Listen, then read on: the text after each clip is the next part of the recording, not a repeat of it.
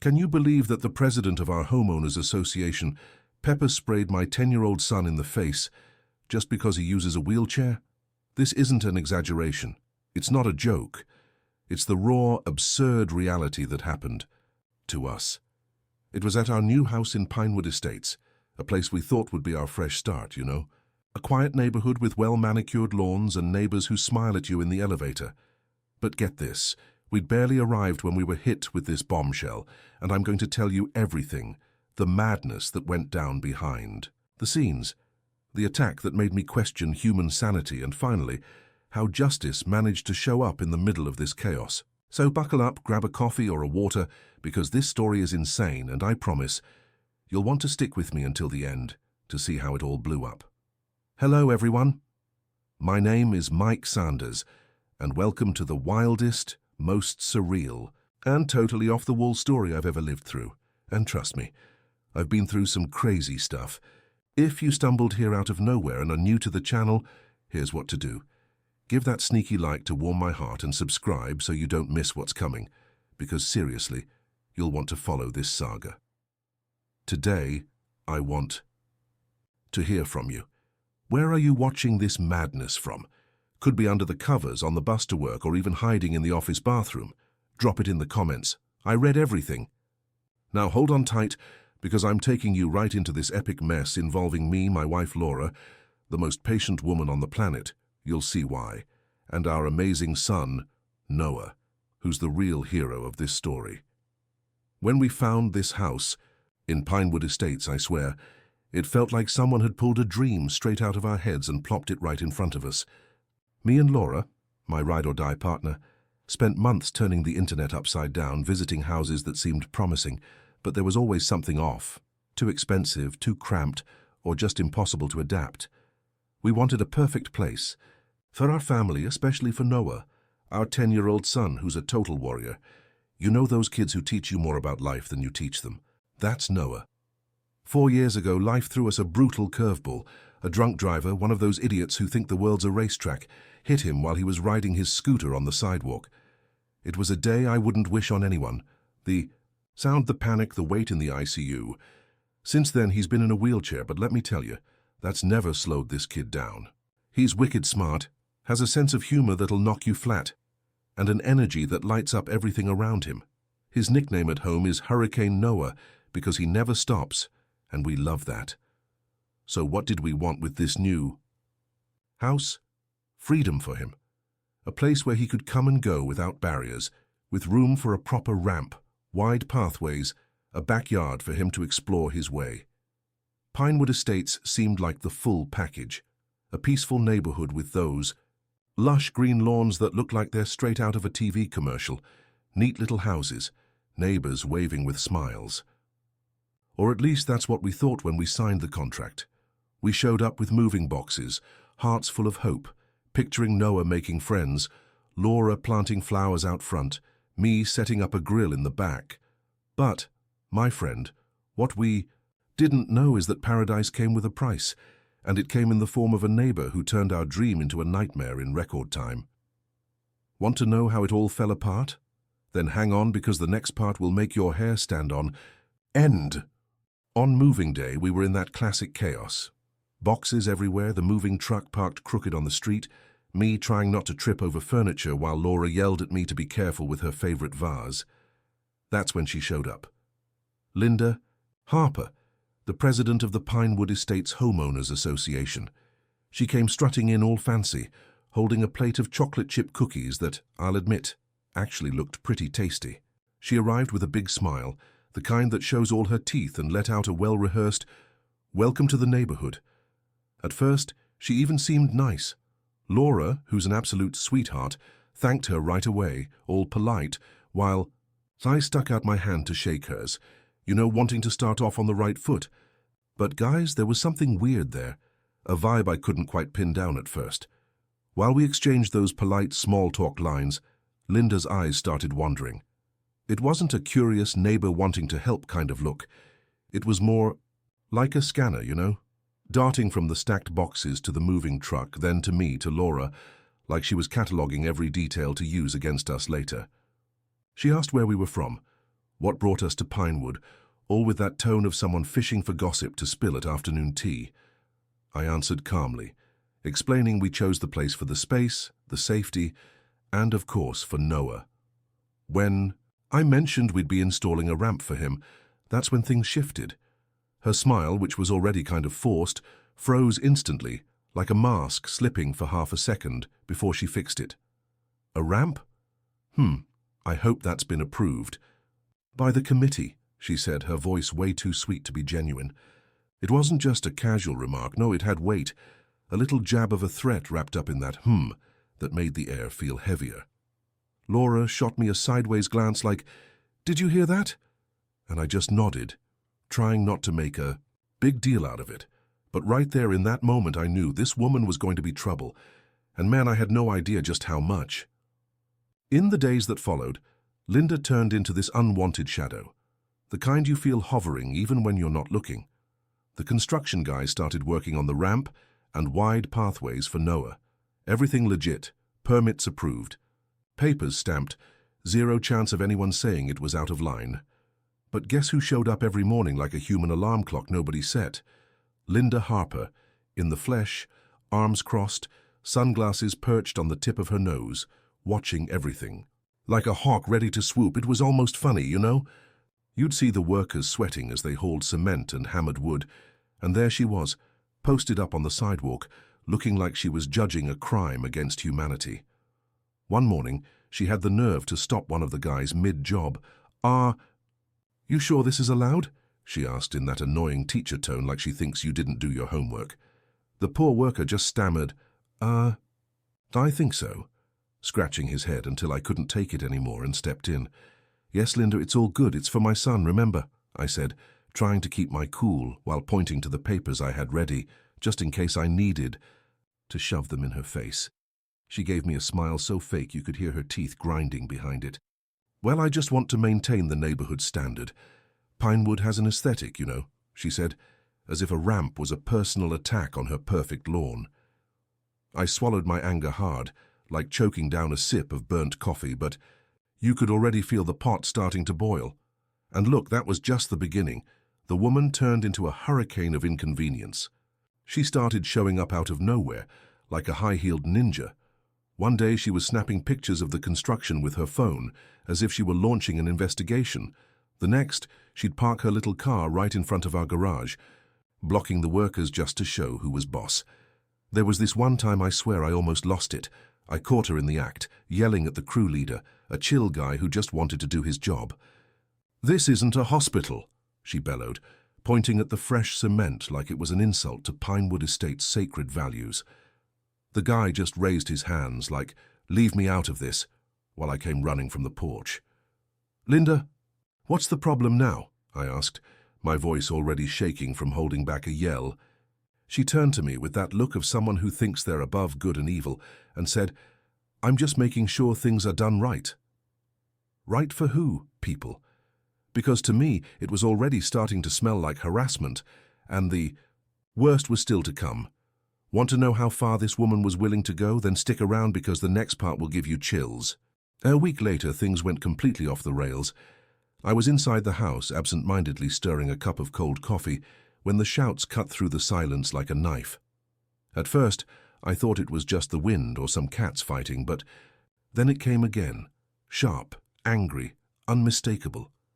I dropped the cup in the sink and bolted outside, my heart racing before I even knew what was happening. That's when I saw Linda. She was planted right in the middle of the new ramp, arms crossed, her impeccable blonde hair swaying as she yelled, "This is a residential neighborhood, not some cheap rehab clinic." The workers, two sweaty guys with tools in hand, exchanged confused looks, holding wooden planks like they weren't sure whether to keep going or drop everything right there. I felt the blood rush to my head. Before I could stop myself, I was yelling back, "Linda, this is for my son. He has the right to live here like anyone else, damn it."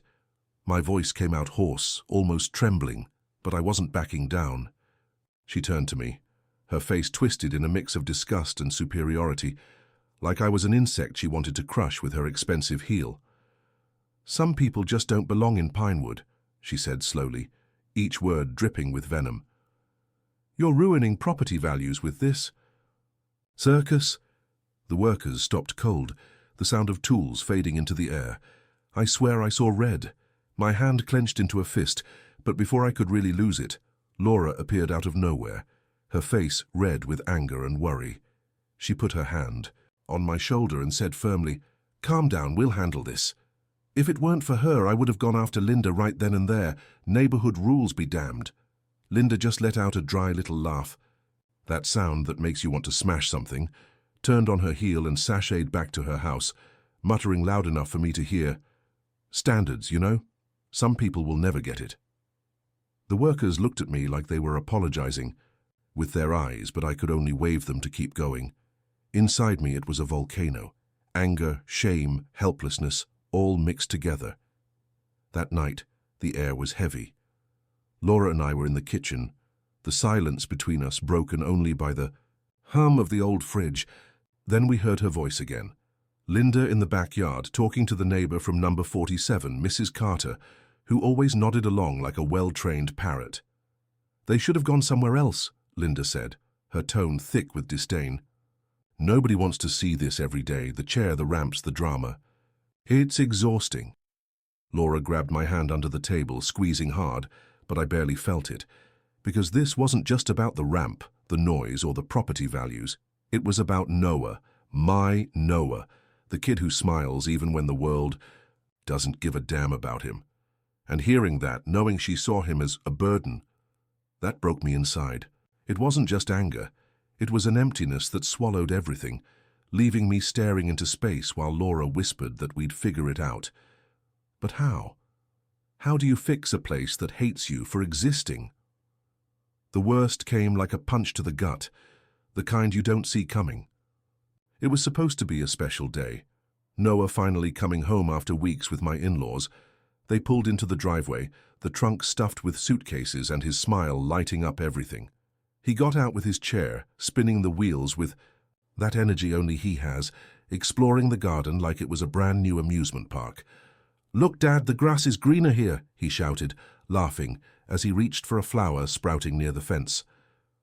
My in-laws, worn out from the trip, just waved with tired affection, but me, I was overflowing. Seeing him there, happy in the house we'd fought so hard to adapt, that was everything I wanted. Until Linda showed up. She stormed across the street like a hurricane, her heels clicking sharply on the asphalt, her face already twisted in a mix of fake curiosity and barely masked contempt. I saw her from a distance, but before I could do anything, she was already on our sidewalk. "Hi, you must be Noah," she said, her voice icy, cutting like broken glass. Noah, my ray of sunshine, didn't even catch the tone.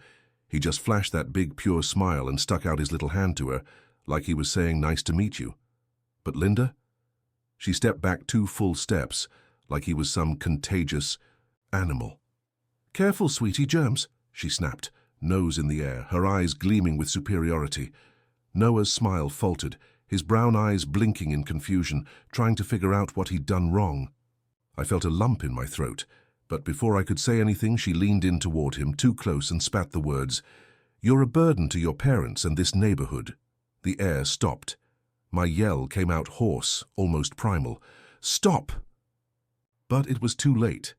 In one quick move, like she'd rehearsed it, Linda pulled a pepper spray from her designer purse and sprayed it right in his face.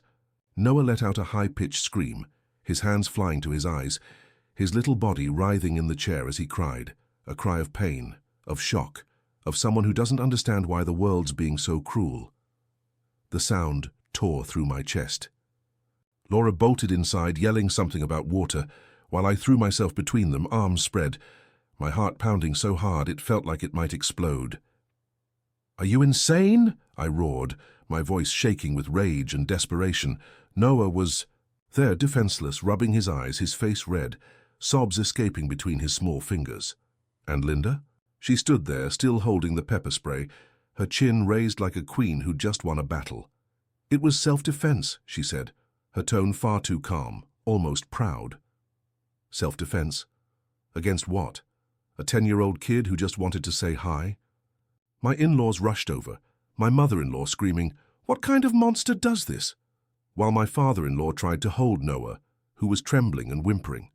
I wanted to lunge at her, rip that spray out of her hand, and make her feel what my son was feeling.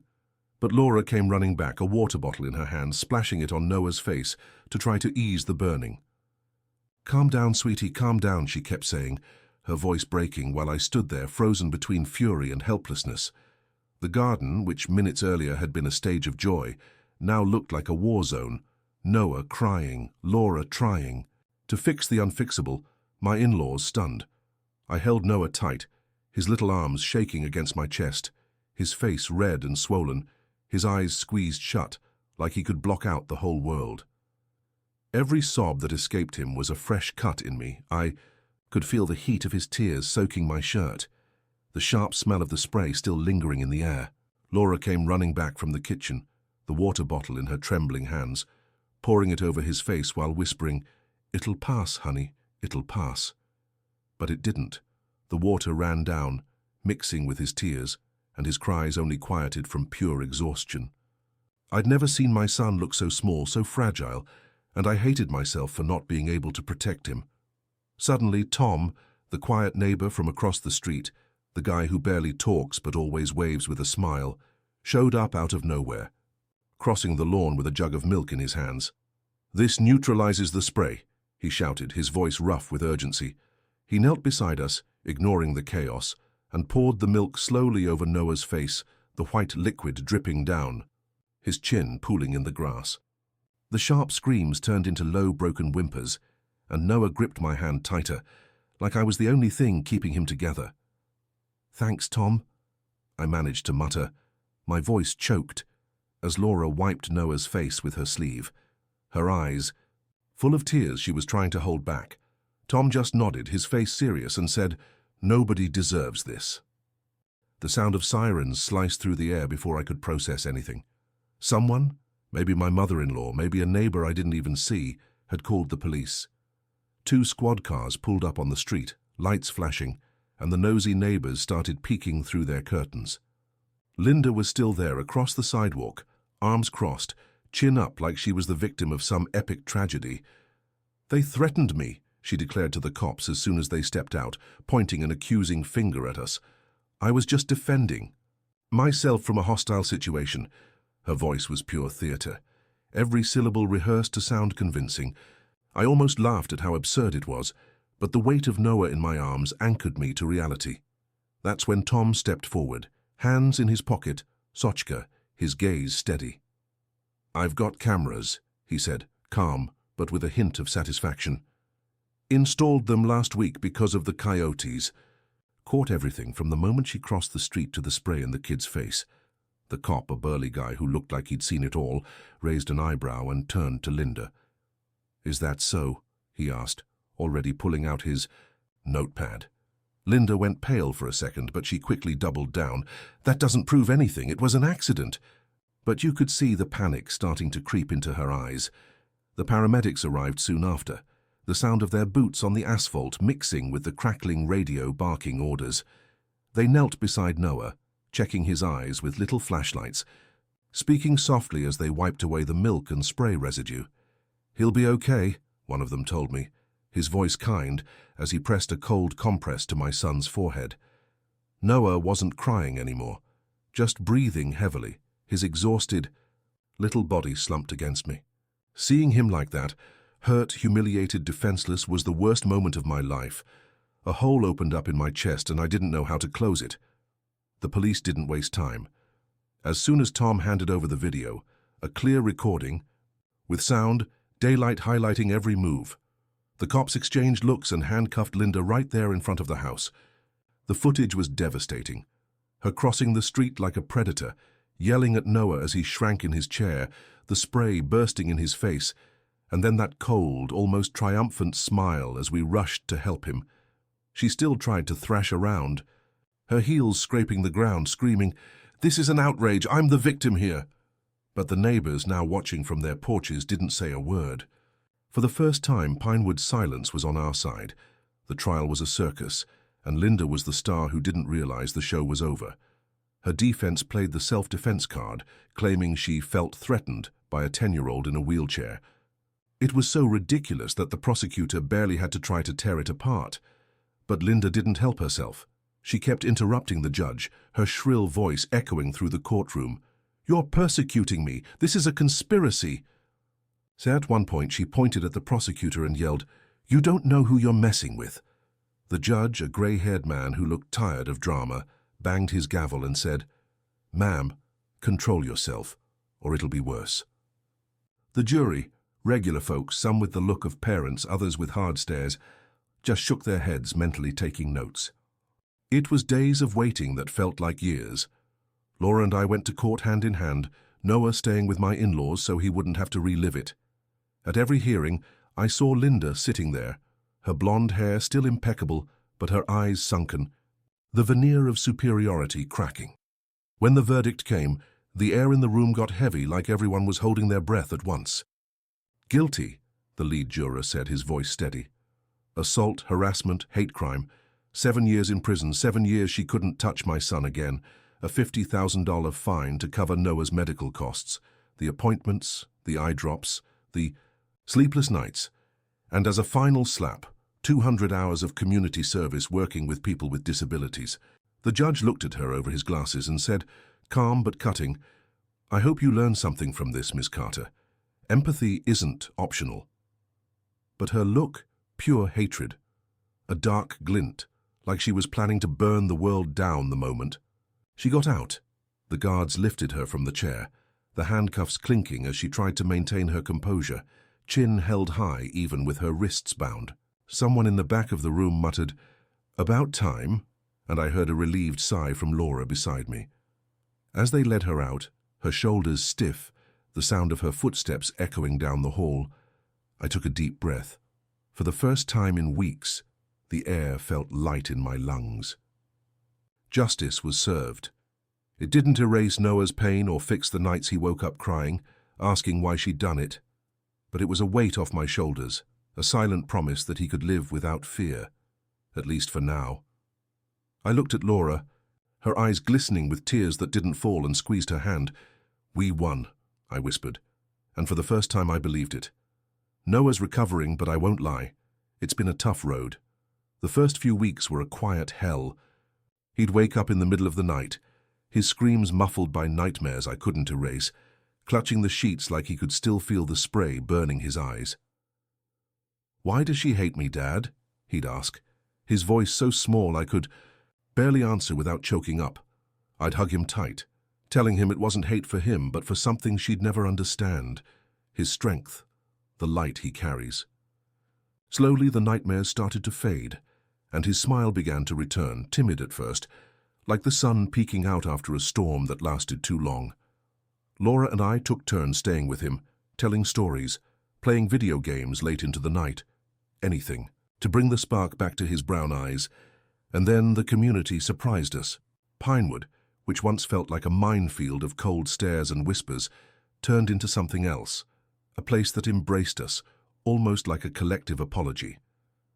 Neighbors I barely knew started showing up at our door, bringing simple but heartfelt gifts, a still warm chocolate cake, a remote-control car that made Noah laugh out loud for the first time in days, even a fruit basket with a clumsy note that read, "Welcome for real."